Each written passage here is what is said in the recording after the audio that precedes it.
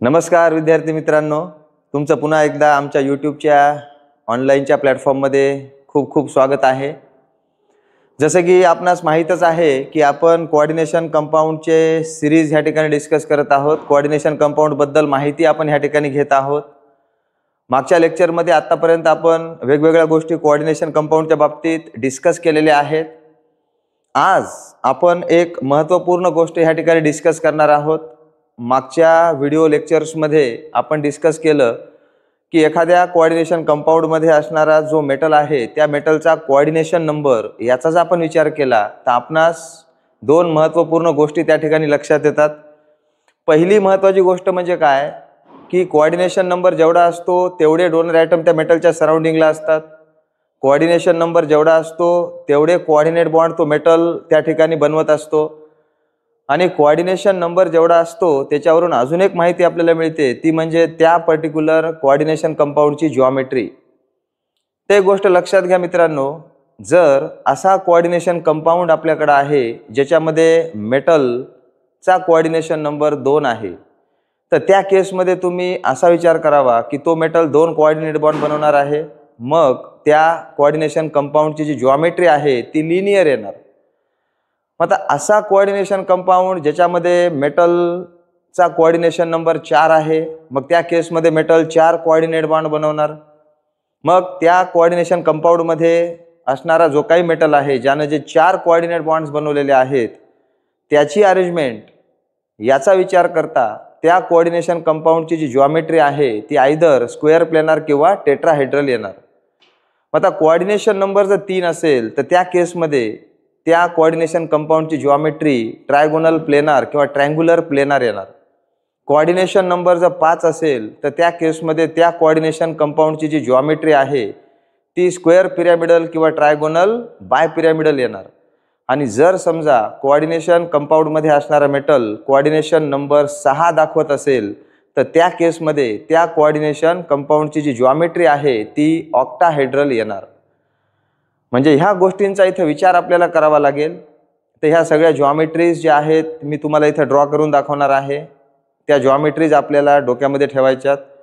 पुढे भविष्यात ह्या चॅप्टरमध्ये आपल्याला बॉन्डिंगचा विचार करायचा आहे आणि बॉन्डिंगचा विचार करता तो पर्टिक्युलर कोऑर्डिनेशन कंपाऊंड जो आहे त्याच्यासाठी आपल्याला व्हॅलेन्स बॉन्ड थिअरी अप्लाय करायची आणि त्याच्यानुसार त्याचं जिओमेट्री त्याचं स्ट्रक्चर जे काय आहे ते आपल्याला सांगायचं असतं। मग चला विद्यार्थी मित्रांनो, एक एक जिओमेट्री मी तुम्हाला ह्या ठिकाणी ड्रॉ करून दाखवतो। छानपैकी वही पेन घेऊन बसा आणि ज्या काही बारीक सारीक गोष्टी मी ह्या ठिकाणी सांगतोय त्या व्यवस्थित नोट करण्याचा प्रयत्न करा। बघा विद्यार्थी मित्रांनो, मी सांगतोय की आपल्याकडं असा कोऑर्डिनेशन कंपाऊंड आहे। ह्या कोऑर्डिनेशन कंपाऊंड मध्ये असणारा जो मेटल आहे, just we are talking about the metal which is there in the coordination compound, तर ह्या मेटलचा कोऑर्डिनेशन नंबर मी ह्या ठिकाणी कन्सिडर करतोय 2। आता बघा 2 कोऑर्डिनेशन नंबर आहे म्हणजे याचा अर्थ त्या कोऑर्डिनेशन कंपाऊंडमध्ये मेटलनं 2 कोऑर्डिनेट बॉन्ड्स बनवलेले आहेत। त्या कोऑर्डिनेशन कंपाऊंडमध्ये मेटलच्या सराउंडिंगला 2 डोनर ॲटम्स आहेत। मग आता जिओमेट्री काय येणार, मेटल सेंटरला असणार, हा मेटल आपण ड्रॉ केला आणि त्याच्या सराउंडिंगला 2 कोऑर्डिनेट बॉन्ड्स, हा एक कोऑर्डिनेट बॉन्ड्स आणि हा एक कोऑर्डिनेट बॉन्ड। इथं असेल डोनर ॲटम, हा जो डॉट मी ह्या ठिकाणी दाखवला आहे तो म्हणजे आपला डोनर ॲटम, लिगँडचा डोनर ॲटम। म्हणजे अशा पद्धतीनं जिओमेट्री असते जेव्हा कोऑर्डिनेशन कंपाऊंडमध्ये मेटलचा कोऑर्डिनेशन नंबर 2 असतो। तर अशा प्रकारच्या जिओमेट्रीला आपण म्हणावं लिनियर जिओमेट्री। तर लक्षात घ्या, कोऑर्डिनेशन नंबर 2 म्हणलं की जिओमेट्री लिनियर येणार।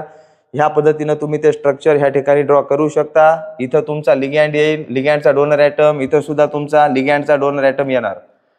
आता स्पेसिफिक एक्झाम्पल असेल, समजा मेटल आहे NH3 ॲज अ लिगँड असतील तर तुम्ही इथं NH3 लिहा आणि इथं सुद्धा एक NH3 लिहा। समजा 2 NH3 आपल्या कोऑर्डिनेशन कंपाऊंडमध्ये असतील तर। मग आता बघा विद्यार्थी मित्रांनो, जर समजा मी तुम्हाला असं म्हणलं की आपल्याकडं असा कोऑर्डिनेशन कंपाऊंड आहे ज्याच्यामध्ये असणारा जो मेटल आहे त्या मेटलचा कोऑर्डिनेशन नंबर, बघा मेटलचा कोऑर्डिनेशन नंबर ह्या ठिकाणी आपण कन्सिडर करूयात 3। मेटलचा कोऑर्डिनेशन नंबर 3 आहे। मग आता मेटलचा कोऑर्डिनेशन नंबर जर 3 असेल तर त्या केसमध्ये त्या पर्टिक्युलर कोऑर्डिनेशन कंपाऊंडची जी जॉमेट्री आहे ती येणार ट्रायगोनल प्लेनार किंवा ट्रायंग्युलर प्लेनार. मग आता बघा ह्या ठिकाणी मेटल मी ड्रॉ करतोय आणि 3 कोऑर्डिनेट बॉन्ड अशा पद्धतीने आपल्याला ड्रॉ करायचे आहेत जेणेकरून ट्रायंग्युलर प्लेनार ही जॉमेट्री त्या ठिकाणी त्या कोऑर्डिनेशन कंपाऊंडला येईल. मग आता इथं एक डोनर ॲटम असेल किंवा लिगॅंड असेल, इथं एक डोनर ॲटम असेल आणि इथं एक डोनर ॲटम असेल. आता हे तीनही डोनर ॲटम एका प्लेनमध्ये आहेत हे असं आपण डॉटेड लाईनने ह्या ठिकाणी दाखवूयात आणि ह्या ठिकाणी ट्रायगोनल प्लेनार ही जॉमेट्री तयार झाली असं आपल्याला इथं सांगता येईल. ट्रायगोनल प्लेनार असं ह्या जॉमेट्रीचं नाव असेल किंवा ह्यालाच तुम्ही ट्रायंग्युलर प्लेनार असंही म्हणू शकता. Triangular planar. तर ह्या गोष्टी इथं विचारात घेणं अतिशय महत्त्वाचं आहे. कोऑर्डिनेशन नंबर आपल्याला एक सुंदर माहिती ह्या ठिकाणी सांगतोय आणि ही माहिती आपण विचारात घेतलीच पाहिजे. मग आता बघा पुढची कंडिशन मी तुम्हाला सांगतोय की सपोज कोऑर्डिनेशन नंबर आपल्या कोऑर्डिनेशन कंपाऊंडमध्ये असणारा मेटल त्याचा कोऑर्डिनेशन नंबर आहे सपोज 4. कोऑर्डिनेशन नंबर किती आहे 4. मग आता बघा मेटलचा कोऑर्डिनेशन नंबर 4 आहे म्हणजे मेटलच्या सराउंडिंगला त्या कोऑर्डिनेशन कंपाऊंडमध्ये 4 डोनर ॲटम आहेत. मेटलनं 4 कोऑर्डिनेट बॉन्ड्स तयार केलेले आहेत. मग अशा परिस्थितीमध्ये कोऑर्डिनेशन नंबर जेव्हा 4 असतो त्या केसमध्ये 2 जॉमेट्रीज असतात लक्षात घ्या. एक म्हणजे टेट्राहेड्रल आणि एक म्हणजे स्क्वेअर प्लेनार. मग आता स्क्वेअर प्लेनार आणि टेट्राहेड्रल या दोन्ही जॉमेट्रीज कशा ड्रॉ करायच्या ह्या ठिकाणी मी तुम्हाला सांगत आहे. तर बघा मेटल आपण सेंटरला ड्रॉ करू. 4 कोऑर्डिनेट बॉन्ड ह्या पद्धतीनं जर सपोज तुम्ही ड्रॉ केले, हा पहिला कोऑर्डिनेट बॉन्ड, हा दुसरा कोऑर्डिनेट बॉन्ड, हा तिसरा आणि हा चौथा. इथं डोनर ॲटम्स आपण ठेवणार. इथं सुद्धा डोनर ॲटम, इथंही डोनर ॲटम आणि इथंही डोनर ॲटम आणि ह्याला एका प्लेनमध्ये आपण असं दाखवू. म्हणजे ही झाली आपली square planar geometry. This is the square planar geometry.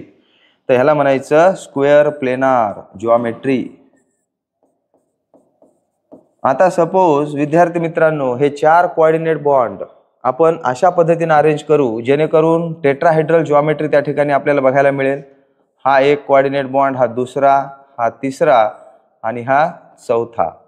इथं एक डोनर ॲटम, इथं एक डोनर ॲटम, इथं एक डोनर ॲटम आणि इथं एक डोनर ॲटम. हे आपण एका प्लेनमध्ये दाखवू. डॉटेड लाईनने ह्याला आपण असं डिनोट करू जेणेकरून आपल्याला लक्षात येईल की ह्या ठिकाणी जी जॉमेट्री तयार झालेली आहे ती टेट्राहेड्रल जॉमेट्री तयार झालेली आहे. तर अशा प्रकारच्या जॉमेट्रीला आपण म्हणायचं टेट्राहेड्रल जॉमेट्री. म्हणजे बघा कोऑर्डिनेशन नंबर 4 असेल तर 2 प्रकारच्या जॉमेट्रीज आहेत, टेट्राहेड्रल आणि स्क्वेअर प्लेनार. आता दुसरी महत्त्वाची गोष्ट काय की स्क्वेअर प्लेनार जॉमेट्री ही कोणत्या हायब्रिडायझेशनवरून येत असते हे पुढे आपल्याला व्हॅलेन्स बॉन्ड थेअरीमध्ये डिस्कस करायचंच आहे.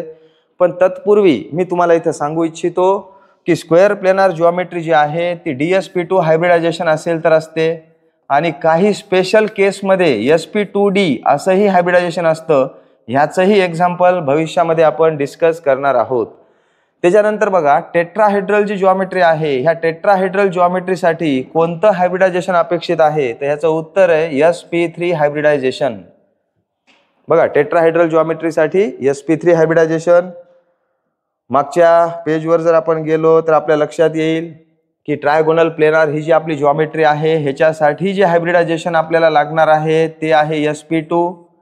म्हणजे sp2 हायब्रिडायझेशन असेल, कोऑर्डिनेशन नंबर 3 असेल तर sp2 हायब्रिडायझेशन असतं आणि त्या केसमध्ये जॉमेट्री ही ट्रायंग्युलर प्लेनार किंवा ट्रायगोनल प्लेनार असते असं इथं आपण सांगावं.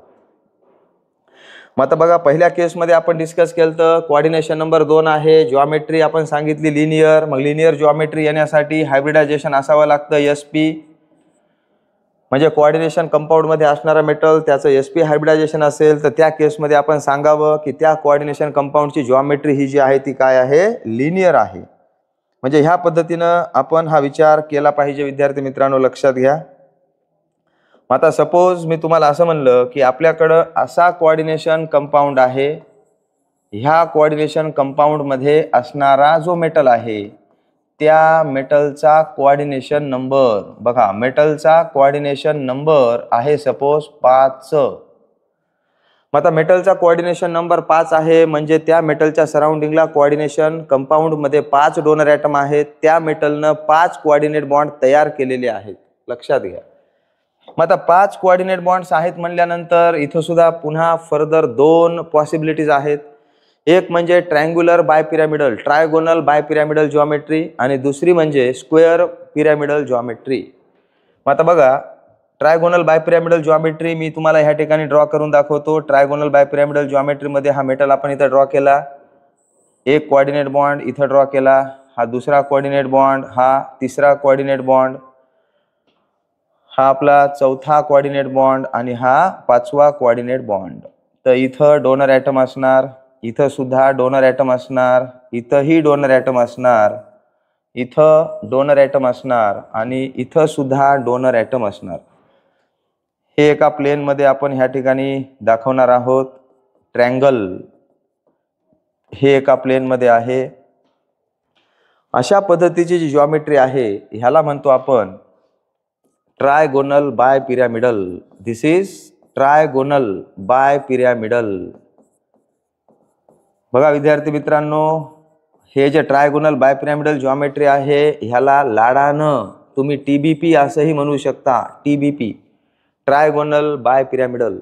आता ट्रायगोनल बायपिरॅमिडल जॉमेट्री येण्यासाठी हायब्रिडायझेशन असतं DsP3.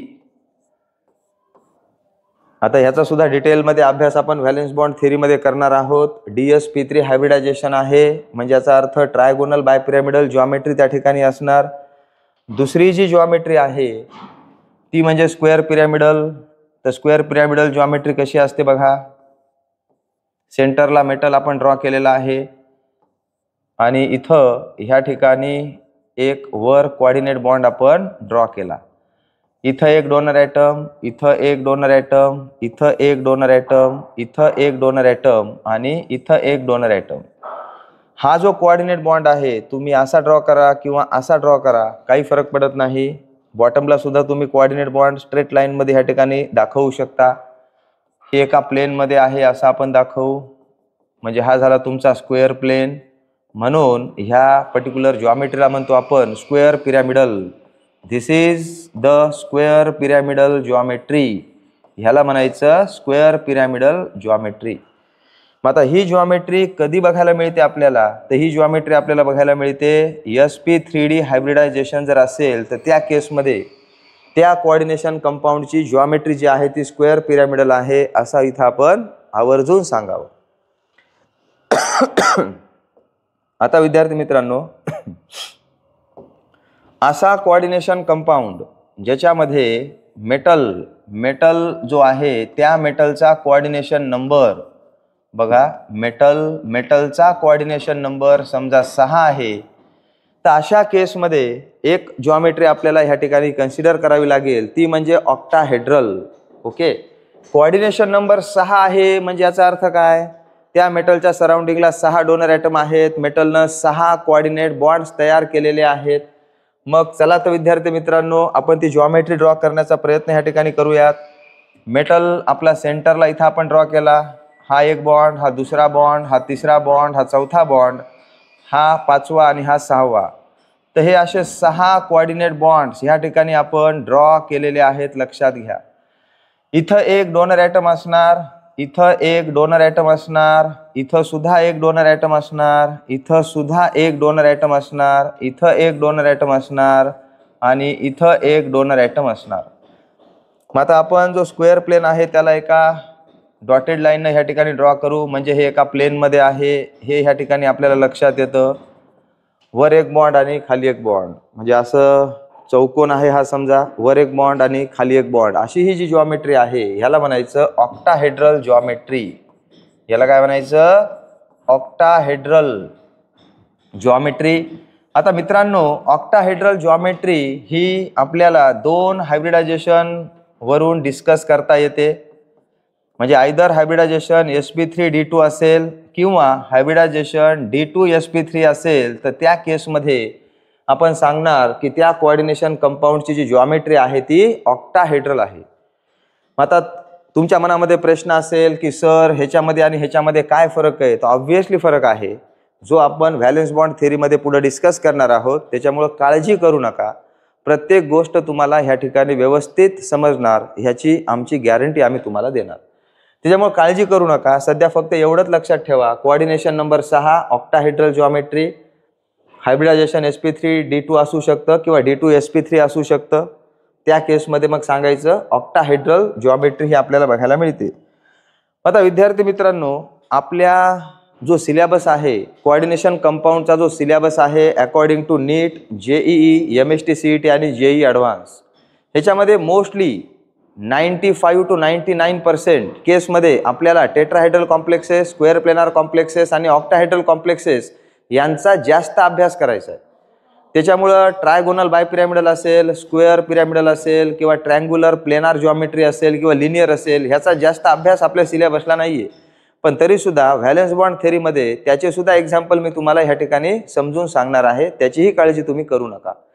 म्हणजे बघा, ह्या जॉमेट्रीज विचारात घेणं लय गरजेचं आहे. ह्या जॉमेट्रीजचा वापर करूनच आपल्याला पुढं कोऑर्डिनेशन कंपाऊंडमध्ये आयसोमेरिझम नावाचा प्रकार आहे. आयसोमेरिझम इन कोऑर्डिनेशन कंपाऊंड्स हा पॉईंट आपल्याला डिस्कस करायचा आहे भविष्यामध्ये, जेव्हा आपण थेरीज कोऑर्डिनेशन कंपाऊंडच्या डिस्कस करू. 3 वेगवेगळ्या थेरीज आपण ह्या ठिकाणी डिस्कस करणार आहोत भविष्यात पुढं. Werner's theory of coordination compound, valence bond theory, crystal field theory आणि अजून एक थेरी आहे लिगॅंड फील्ड थेरी, पण ती आपल्या सिलेबसला नाही, त्याच्यामुळे त्याचं डिस्कशन आपण करणार नाही आहोत, लक्षात घ्या. मग हे सगळं विचारात घेणं गरजेचं आहे मित्रांनो. हे का सांगतोय मी, पुन्हा पुन्हा सांगतोय, का सांगतोय, कारण की हे महत्त्वाचं आहे म्हणून सांगतोय.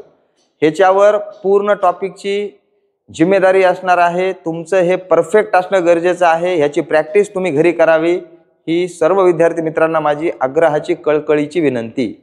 चला पुढे जाऊयात आपण. आता आपण डिस्कस करूयात डिटेलमध्ये टाइप्स ऑफ लिगॅंड. बघा विद्यार्थी मित्रांनो, आपल्याला एक महत्त्वाचं ह्या ठिकाणी डिस्कशन करायचं आहे, ते म्हणजे टाइप्स ऑफ लिगॅंड.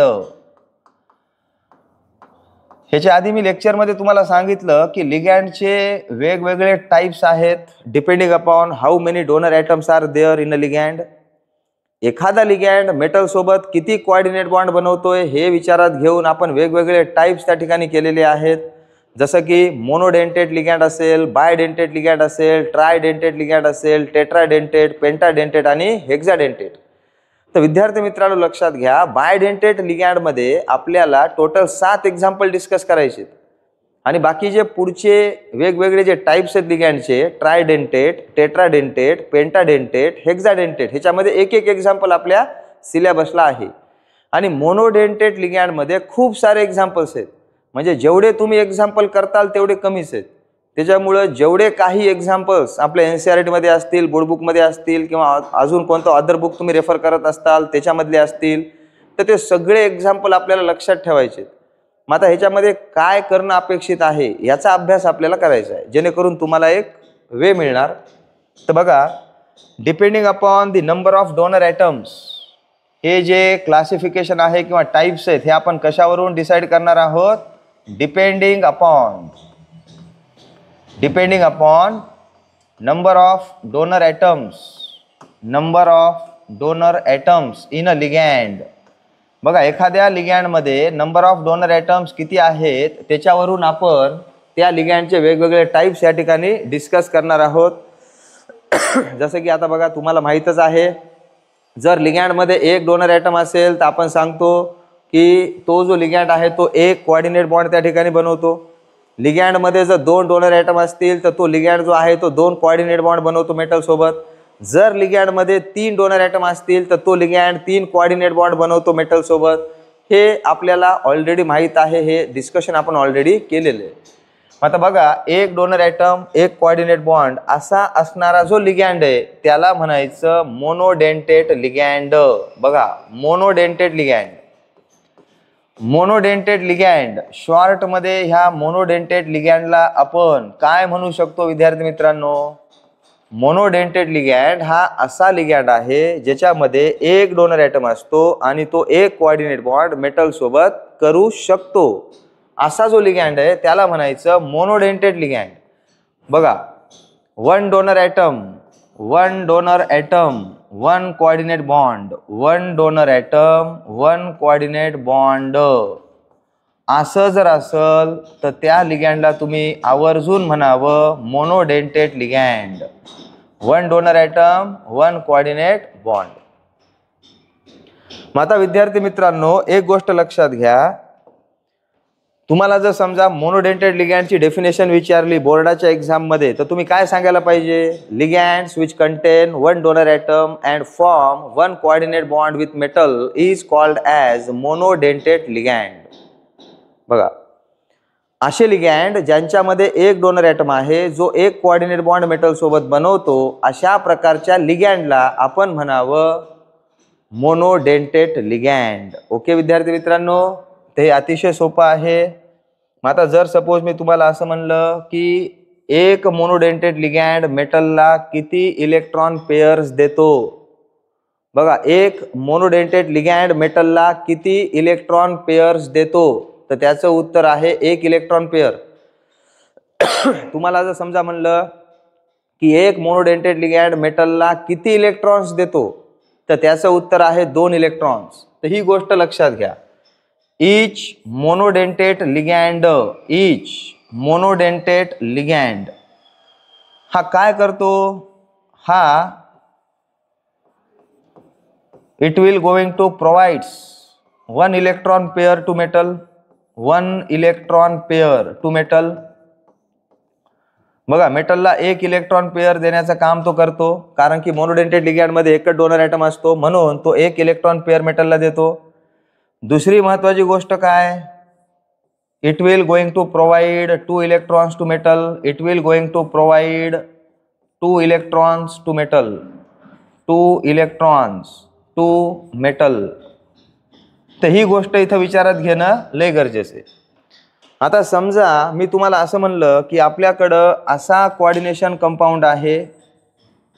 ह्या कोऑर्डिनेशन कंपाऊंड मध्ये तुम्हाला समजा मी म्हणलं मेटलच्या सराउंडिंगला, बघा कोऑर्डिनेशन कंपाऊंड म्हणलं की मेटल असणार, आणि मी तुम्हाला सांगतोय की ह्या मेटलच्या सराउंडिंगला, सराउंडिंग ऑफ मेटल, सराउंडिंग, ह्या मेटलच्या सराउंडिंगला 6 मोनोडेंटेट लिगॅंड आहेत, असं समजा मी तुम्हाला सांगितलं.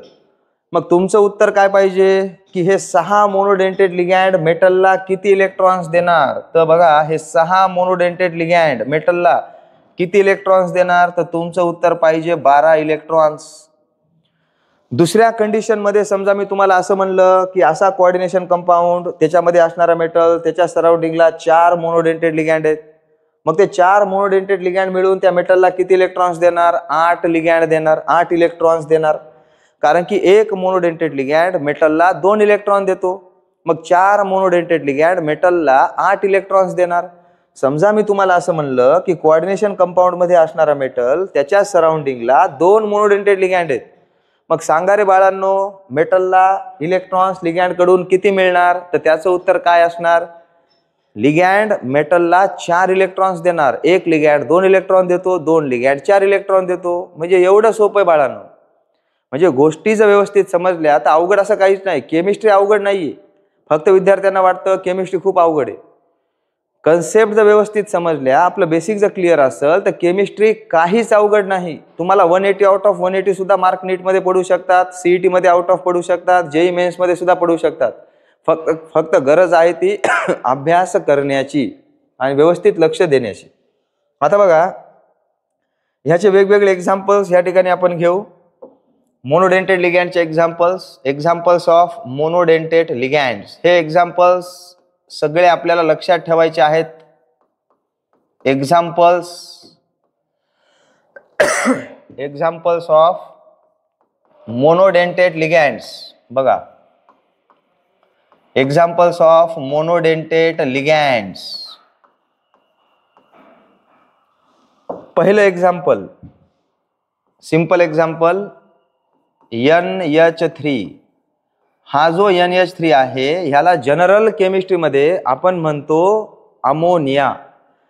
मग आता जेव्हा आपल्याला कोऑर्डिनेशन कंपाऊंडचा नामकरण सोहळा करायचा आहे, म्हणजेच नॉमनक्लेचर ऑफ कोऑर्डिनेशन कंपाऊंड हा मुद्दा जेव्हा आपल्याला शिकायचा आहे, तेव्हा NH3 हा जर लिगॅन्ड म्हणून ऍक्ट होत असेल त्या कोऑर्डिनेशन कंपाऊंडमध्ये, तर त्याचं नाव काय हे इथं विचारात आपल्याला घ्यायचंय. जनरल केमिस्ट्रीमध्ये ह्याचं नाव वेगळं आहे, पण कोऑर्डिनेशन कंपाऊंडच्या भाषेमध्ये ह्याचं नाव जे आहे ते वेगळं आहे. आता कोऑर्डिनेशन कंपाऊंडच्या भाषेमध्ये ह्याचं नाव काय, हा जेव्हा लिगॅन्ड म्हणून ऍक्ट होतो तेव्हा तो काय, ह्याचं नाव काय, तर हे ह्या ठिकाणी आपल्याला विचारात घ्यायचंय. तर ह्याचं नाव असतं बेटा अमाइन, AMMINE. बघा, समजा 2 अमाइन असतील तर म्हणायचं डाय अमाइन, 3 अमाइन असतील तर म्हणायचं ट्राय अमाइन, 4 अमाइन असतील तर म्हणायचं टेट्रा अमाइन, 5 अमाइन असतील तर म्हणायचं पेंटा अमाइन, 6 अमाइन असतील तर म्हणायचं हेक्सा अमाइन. तर ह्या पद्धतीने इथं विचार करणं गरजेचं आहे. मग आता हा जो लिगॅन्ड आहे, ह्या लिगॅन्डमध्ये डोनर ॲटम कोण आहे, तर लक्षात घ्या, डोनर ॲटम आहे नायट्रोजन. बघा, नायट्रोजन हा डोनर ॲटम आहे. लोन पेअर ज्याच्याकडे असते तो डोनर ॲटम असतो. NH3 मध्ये नायट्रोजन हा असा आहे ज्याच्याकडं लोन पेअर आहे, म्हणून NH3 जो आहे तो आपला डोनर ॲटम असणार आहे. आता न्यूट्रल लिगॅन्ड जे असतात त्यांचे नावं, काही स्पेशल नावं आहेत न्यूट्रल लिगॅन्डला, किंवा काही न्यूट्रल लिगॅन्डचे नावं ॲज सच आपण लिहितो जे जनरल केमिस्ट्रीमध्ये आहेत तेच. जसं की आता NH3 ह्याला थोडंसं स्पेशल नाव आहे अमाइन, ह्याला अमोनिया आपण नाही म्हणत आहे ना, कोऑर्डिनेशन कंपाऊंडच्या भाषेमध्ये ह्याला अमाइन असं म्हणायचं. निगेटिव्ह लिगॅन्ड असतील तर निगेटिव्ह लिगॅन्डच्या नावाची एंडिंग ई न होणार, ATE न होणार, किंवा ITE न होणार, किंवा मग म्हणजे जे काही जनरल केमिस्ट्रीमध्ये नाव आहे निगेटिव्ह लिगॅन्डचं त्याच्यातला शेवटचा ई काढायचा आणि त्या ठिकाणी आपल्याला ओ लावायचा. जनरल केमिस्ट्रीमध्ये असणारे जे नाव आहे ते ॲज इट इज इथं येणार नाही, लक्षात घ्या. आता समजा तुम्हाला म्हणलं मी वाटर, आता बघा वॉटरमध्ये याला कोऑर्डिनेशन कंपाऊंडच्या भाषेमध्ये वॉटर नाही म्हणायचं, जनरल केमिस्ट्रीमध्ये आपण याला वॉटर म्हणतो, पण कोऑर्डिनेशन कंपाऊंडच्या भाषेमध्ये ह्याला म्हणायचं ॲक्वा. ह्याला तुम्ही ॲक्वा म्हणा किंवा ॲक्वो म्हणा, ॲक्वो. ह्याच्यामध्ये असणारा जो डोनर ॲटम आहे तो डोनर ॲटम आहे ऑक्सिजन. डोनर ॲटम आहे ऑक्सिजन. बघा, DA म्हणजे डोनर ॲटम, लक्षात घ्या. शॉर्ट फॉर्म लिहू आपण DA म्हणजे डोनर ॲटम. तात्पुरता आहे, नाही तर NCERT मध्ये हुडकताल DA म्हणजे डोनर ॲटम कुठे आहे ना, डोनर ॲटम पूर्ण लिहिण्यापेक्षा DA असं लिहिलंय. तर बघा, वॉटरमध्ये डोनर ॲटम आहे ऑक्सिजन. त्याच्यामध्ये नेक्स्ट एक्झाम्पल, जर समजा CO असेल तर ह्या CO ला म्हणतो आपण कार्बोनिल. आता हा जो CO आहे ह्याचं नाव आहे कार्बोनिल कोऑर्डिनेशन कंपाऊंडच्या भाषेमध्ये. पण जेव्हा जनरल केमिस्ट्रीचा विचार केला ह्याला म्हणतो आपण कार्बन मोनोऑक्साईड. ह्याच्यामध्ये असणारा डोनर ॲटम आहे कार्बन. बघा, त्याच्यानंतर समजा तुम्हाला म्हणलं CS असं जर दिलेलं असेल तर ह्याला म्हणायचं थायोकार्बोनिल. ह्याचं नाव आहे थायोकार्बोनिल. ह्याच्यामध्ये सुद्धा डोनर ॲटम आहे कार्बन. समजा तुम्हाला म्हणलं असा लिगॅन्ड दिला NH2. समजा तुम्हाला असा लिगॅन्ड दिला NH2 C bond O NH2, तर ह्याला तुम्ही म्हणायचं युरिया. जनरल केमिस्ट्रीमध्ये सुद्धा युरियाच म्हणतो आणि ह्याच्यामध्ये सुद्धा ह्याला युरियाच म्हणायचं. ह्याच्यामध्ये असणारा डोनर ॲटम आहे नायट्रोजन हा डोनर ॲटम आहे. समजा तुम्हाला असं दिलेलं आहे NH2 C बॉन्ड S पुन्हा NH2, असं जर असेल तर ह्याला म्हणायचं थायोयुरिया.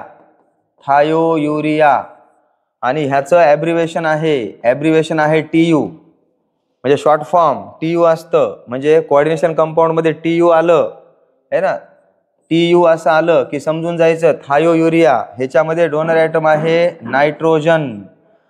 समजा मी तुम्हाला असं म्हणलं की आपल्याकडं हा लिगॅन्ड आहे PPH3. ह्याच लिगॅन्डला आपण असं सुद्धा लिहू शकतो P in bracket C6H5 taken thrice. हा जो लिगॅन्ड आहे ह्याला म्हणायचं ट्रायफिनाइल फॉस्फाइन.